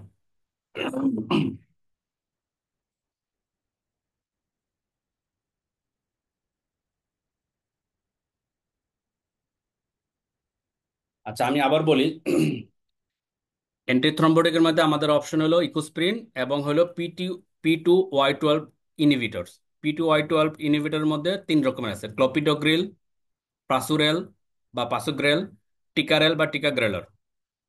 এখন ক্লোপিডোগ্রিলের ইফেক্টিভনেস কম, প্রাসুগ্রেল এবং টিকাগ্রেলের ইফেক্টিভনেস অনেক বেশি, কিন্তু সমস্যা একটাই, ব্লিডিং রিস্ক বেশি এবং অনেক সময় দেখা যায় যে কস্টলি এবং অ্যাভেলেবেল না। হ্যাঁ, যদি দেখা যায় ইকোস্প্রিন তো সবারই দিব। একিউট করোনারি সিনড্রোম নিয়ে আসলে আমরা যদি ইসিজি চেঞ্জ পাই বা মনে হয় আনস্টেবল এনজাইনা বা যেটাই হোক, আমরা কিন্তু সবারই দিই। অ্যান্ড ক্লোপিডোগ্রিলের ব্যাপারে বলা হয় যদি এসটি লিভিশন না পাই তাহলে এটা দেওয়ার প্রয়োজন নেই বা রিকমেন্ডেশন নাই। কিন্তু যদি পেশেন্টের প্রাইমারি পিসিআই করবে মনে হয়, তখন এটা লোডিং ডোজ দিতে হবে, পিসিআই এর আগে দিয়ে লোডিং ডোজ দিয়ে স্টার্ট করতে হবে। এখন এই ক্লোপিডোগ্রিলের চেয়ে প্রাসুরেল এবং টিকাগ্রেলের ইফেক্টিভনেস বেশি এবং সেটা রিকমেন্ডেশন বেশি। হ্যাঁ, স্পেশালি যদি পেশেন্ট পিসিআই তে যায় তাহলে তো অবশ্যই। এবং পিসিআই করার পরও মানে ক্লোপিডোগ্রিলের তুলনায় প্রাসুরেল এবং টিকাগ্রেলের মানে দুইটার মধ্যে যে কোনো একটা চালাইতে হবে অ্যাটলিস্ট 1 থেকে 3 মাস। আমি ফ্লো চার্টটা দেখাবো। যদি আহ, আহ, যদি এটাই বললাম, ইউজুয়ালি পিসিআই করার পরে এই যে ডুয়াল অ্যান্টিপ্লেটেড, ডুয়াল মানে কি একটা ইকোস্প্রিন এর সাথে আইদার ক্লোপিডোগ্রিল অর প্রাসোগ্রিল অথবা টিকাগ্রেলের, এটাকে বলে ডুয়াল প্ল্যাটেলেট। এগুলো 1 বছর চালাইতে হবে। 1 বছর চালাইতে হবে মানে স্ট্যান্ড কিরকম, মানে পিসিআই মানে তো স্ট্যান্ড করা, পিসিআই মানে স্ট্যান্ড করা যেটাই হোক, মানে মেডিকেটেড হোক নন মেডিকেটেড হোক, 1 বছর চালাইতে হবে। ঠিক আছে। এখন আরেকটা কথা, যেমন P2Y12 রিসেপ্টর ইনহিবিটর যেগুলো, এগুলো ডি এসকেলেশন বলে একটা কথা আছে। ডি এসকেলেশন কি? যেটা বললাম যে পিসিএ এর পরে ইকুস্প্রিনের সাথে টিকাগ্রেলের অথবা প্রাসুরেল অবশ্যই দিতে হয়। তিন 1 থেকে 3 মাস দিতেই হবে। এরপরে মানে এই টিকাগ্রেলের অথবা প্রাসুরেল আমাদেরকে, এই ফ্লোচার্টটা দেখেন, টিকাগ্রেলের অথবা প্রাসুরেলকে চেঞ্জ করে ক্লোপিডোগ্রিল করা যেতে পারে। তারপরে সেই কম্বিনেশন 1 বছর চালাইতে হবে।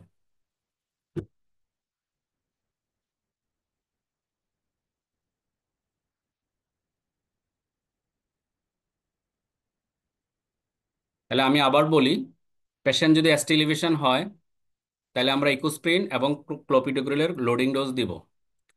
যদি এসটি এলিভেশন না থাকে তাহলে ইকোস্প্রিন দিব, ক্লোপিডোগ্রিলটা হাতে রাখবো। যদি পিসিআই করি বা পিসিআই করা হবে মনে হয় অ্যান্টিসিপেটেড পিসিআই, তখন এটা লোডিং ডোজ স্টার্ট করতে হবে।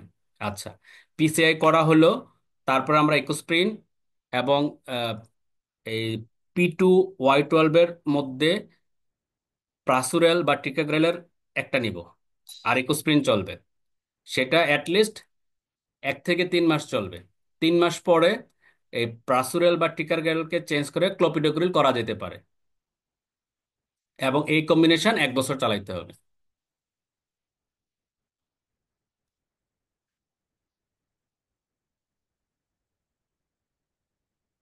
তারপরে আসি আমরা অ্যান্টিকোয়াগুলেশন। অ্যান্টিকোয়াগুলেশন হলো কি, যে আমরা অ্যানোক্সাপেরিন বা হাই মলিকুলার হেপারিন সেটা সব পেশেন্টকে দিব, স্টিলিভিশন হোক বা নন স্টিলিভিশন হোক। যদি পিসিআই করা হয়, পিসিআই এর পরে তাহলে আমরা এই অ্যান্টিকোয়াগুলেশন আর দরকার নাই। যদি পিসিআই না হয়, যদি পিসিআই না হয় সেটাকে চালায় যেতে হবে, অনেক সময় একটু এক্সটেন্ডেড পিরিয়ডও চালানো হয়।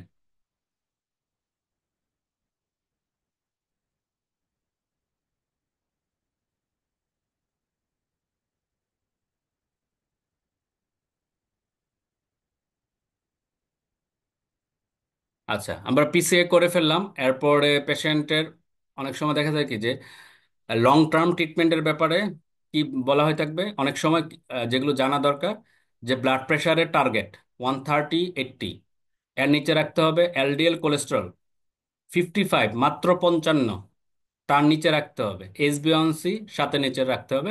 এগুলো হলো কি টার্গেট। আর আমাদের যে ওষুধগুলো চালাইতে হবে, ওই যে অ্যান্টিথ্রম্বোটিক মানে কি, জিকোস্প্রিন ক্লোপিডোগ্রিলের কম্বিনেশন, সেগুলো, লিপিড লোয়ারিং থেরাপি। অনেক সময় দেখা যায় যে পেশেন্টের মানে ওই যে প্রেশারের জন্য হোক বা রিমডেলিং প্রিভেনশনের জন্য হোক, এস ইনহিবিটর, এআরভি, এগুলো চালাতে হবে। আর নন ফার্মাকোলজিক্যাল ম্যানেজমেন্ট চলবে, weight reduction, regular exercise, healthy diet, smoking এবং অ্যালকোহল সিজেশন, এগুলো চলতে থাকবে। এখানে ছোট্ট করে একটু বলে নেই যে লিপিড লোয়ারিং থেরাপি হিসেবে মানে এখন যেটার প্রতি বেশি গুরুত্ব দেওয়া হচ্ছে সেটা কি, অ্যাটোরবাস্টাটিনের সাথে এজিটিমাব এর কম্বিনেশন। যদি স্ট্যাটিনে মানে টার্গেট ফিল আপ করে যায় তাহলে তো হইলো, যদি অনেক সময় স্ট্যাটিন পারে না, মানে তার সাথে এজিটিমাব যোগ করতে হয়। তাহলে আমরা যদি আবার একটু রিক্যাপ করি, রিক্যাপটা হলো কি যে ফার্স্টলি পেশেন্ট যখন আসবে, আমরা এসিএস হিসেবে মানে ডায়াগনোসিস করব, সাথে আমাদের এ এবং সি এবং এস এর কথা মনে রাখতে হবে।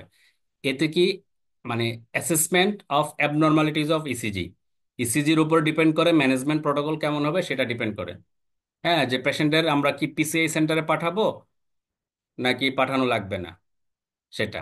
তারপরে হলো এই যে যেটা বললাম যে ইসিজির চেয়ে ইসিজির মধ্যে দেখে আমরা এসটি লিভিশন এমআই নাকি নন এসটি এসিএস। তারপরে আমরা কি দেখব, ট্রপাই, ট্রপাই লেভেল যদি বেশি পাই তাহলে এটা নন এসটি, মানে ইসিজি চেঞ্জ নর্মাল বা এসটি ডিপ্রেশন আছে কিন্তু ট্রপাই বেশি, তাহলে non ST elevation MI. ECG normal বা এসটি ইলিভেশন নাই এবং ট্রপাই নর্মাল, তাহলে এটা আনস্টেবল এনজাইনা। আচ্ছা, তাহলে ম্যানেজমেন্টের মধ্যে কি, আমরা যদি নিচের থেকে আসি, আমরা যে স্লাইডগুলো দেখালাম এটা যদি নিচের থেকে আসি, তাহলে একিউট ফার্মাকোথেরাপি, পেশেন্টের অক্সিজেন দিব যদি 90 নিচে নামে। পেশেন্টের স্টিলিভেশন হোক বা নন স্টিলিভেশন হোক, আমরা অ্যান্টিকোয়াগুলেশন শুরু করব, মানে হ্যাপারিন শুরু করব। আচ্ছা, পেশেন্টের যদি পিসিআই হয় তাহলে তো পিসিআই এর পরে অ্যান্টিকোয়াগুলেশন চালানোর দরকার হয় না। আচ্ছা, তাহলে এরপর আসলো কি অ্যান্টিথ্রম্বোটিক। অ্যান্টিথ্রম্বোটিকের মধ্যে ইকুস্প্রিন সব পেশেন্টকে দিব, স্টিলিভিশন হোক বা নন স্টিলিভিশন হোক। যেসব পেশেন্টের স্টিলিভিশন নাই তাদের ক্ষেত্রে শুধুমাত্র ইকুস্প্রিন চালাবো। যদি নন স্টিলিভিশন এমআই এর পিসিএ দরকার হয় তখন ইকুস্প্রিনের সাথে loading dose of clopidogrel start করবে। আচ্ছা, তারপরে হলো এখানে আহ, মানে এরপরে হলো যে আমরা মানে যেটা ফাইনাল ম্যানেজমেন্ট, হ্যাঁ, স্টিলিভিশন বা নন স্টিলিভিশন বা রিপারফিউশন থেরাপি যেটা বলে থাকি, সেটা কি হবে। যদি স্টিলিভিশন এমআই হয় তাহলে টার্গেট হলো তাহলে টার্গেট হলো পিসিআই করা। স্টিলিভিশন বা নন স্টিলিভিশন ঘুরে ফিরে পিসিআই করা, কিন্তু কখন কিভাবে করব নামগুলো আলাদাভাবে চেঞ্জ হয়। যদি পেশেন্ট 2 ঘন্টা 120 মিনিট, 2 ঘন্টা না বলে 120 মিনিট মনে রাখা, তাহলে এটা সিগনিফিকেন্টটা বেশি হয়। তাহলে 120 মিনিটের মধ্যে যদি আসে স্টিলিভিশন এমআই তাহলে প্রাইমারি পিসিআই হবে। যদি প্রাইমারি 120 মিনিটের মধ্যে আসলো, প্রাইমারি পিসিআই করা যাচ্ছে না এনি হাউ, তাইলে পেশেন্টকে এই যে মানে থ্রম্বোলাইটিক থেরাপি দিতে হবে, স্ট্রেপ্টোকাইনেস। দিয়ে পেশেন্টকে খেয়াল করতে হবে, মানে 1 ঘন্টা থেকে 1.5 ঘন্টার মধ্যে তার ইসিজি চেঞ্জ নর্মাল হয়ে আসতেছে কিনা। যদি 50%-এর বেশি কমে যায় তাহলে সাকসেস, আর যদি না কমে তাহলে ফেইল্ড। যদি ফেইল্ড হয় তাহলে রেস্কিউ পিসিআই করতে হবে।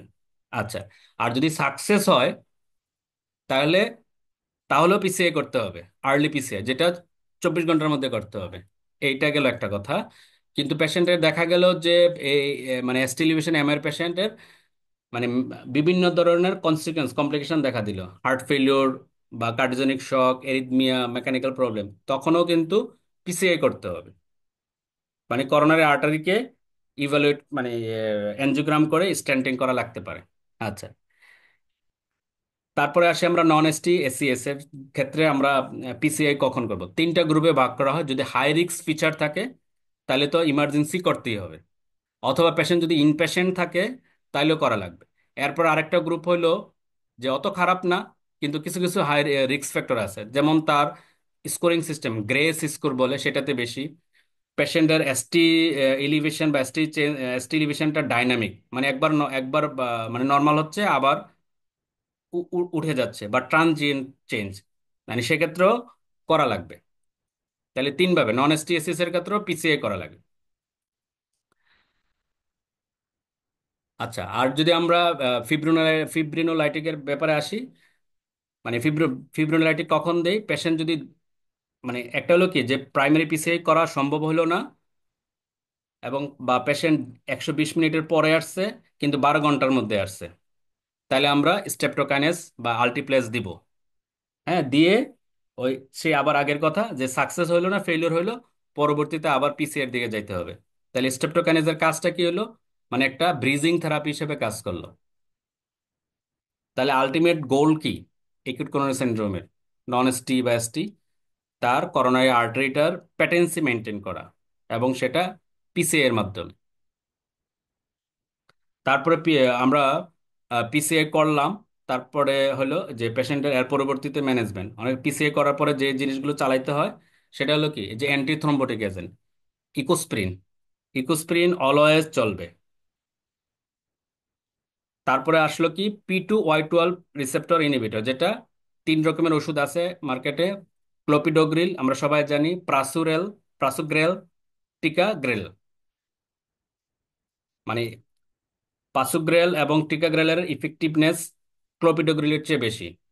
এগুলো যদি পিসিআর আগেও শুরু করা যায় গুড, কিন্তু পিসিআর পরে অ্যাটলিস্ট 1 থেকে 3 মাস পর্যন্ত এগুলো চালাইতে হবে। 1 থেকে 3 মাস পরে সেই ইয়াটাকে ডিএক্সকেলেট করে ক্লোপিডোগ্রিলে যাওয়া যেতে পারে।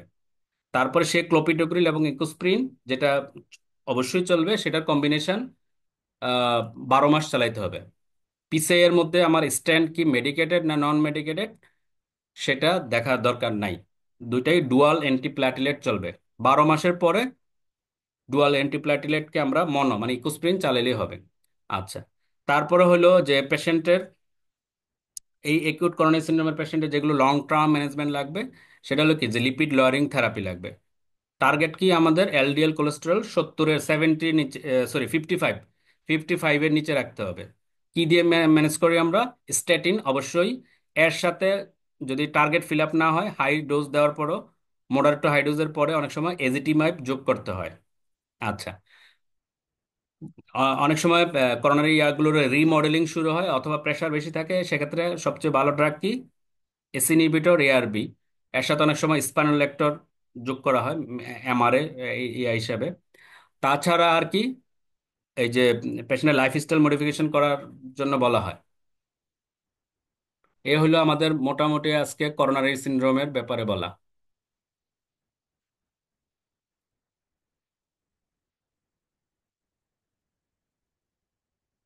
কারো কোনো কোশ্চেন আছে কিনা?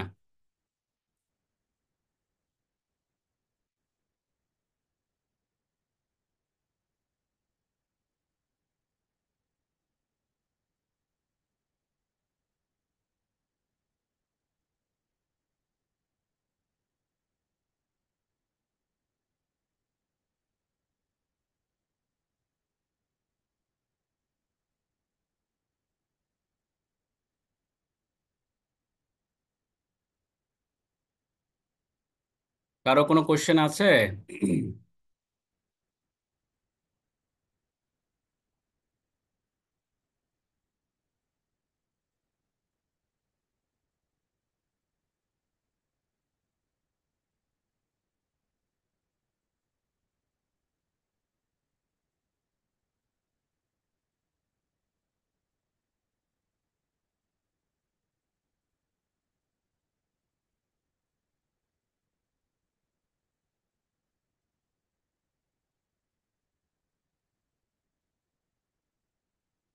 কারো কোনো কোশ্চেন নাই? তাহলে আমি শেষ করি, হ্যাঁ।